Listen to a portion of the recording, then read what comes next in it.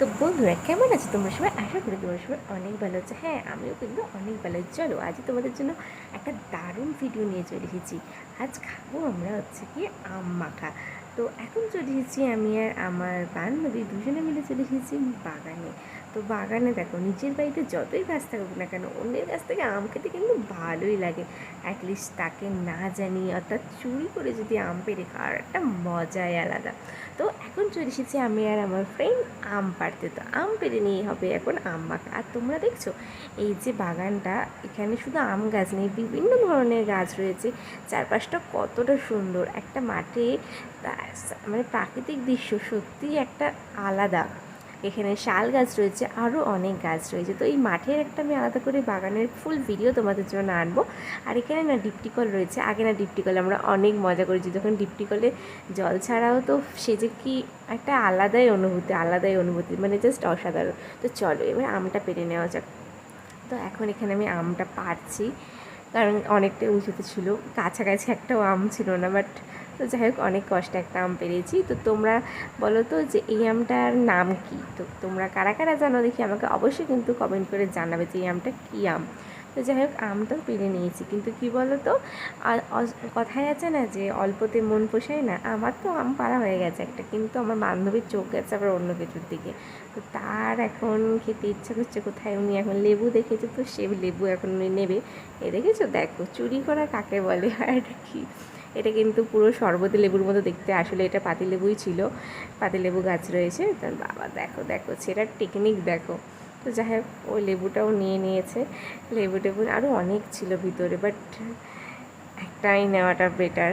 তো নেওয়ার পরে এখানে এই যে লেবু আর আম, ব্যাস দুটোই আমাদের নেওয়া কমপ্লিট। এবার হচ্ছে কেটে খাওয়ার পালা।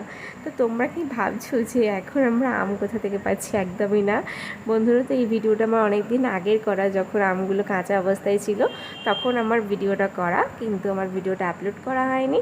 তা আজকে অনেক দিন পরে তোমাদের এমনি এক দুদিন হয়ে গেল ভিডিও দেওয়া হচ্ছে না, তো ভিডিওটা রয়েছে, তা ভাবলাম আমি পোস্ট করে দিই। তো ওর জন্যই আমি পোস্ট করে দিচ্ছি ভিডিওটা।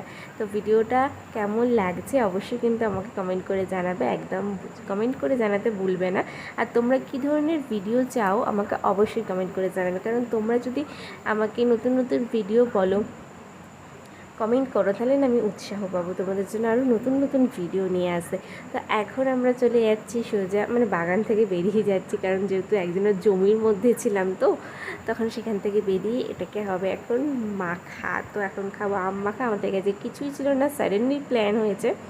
তো এখন আমরা এগুলো খাবো।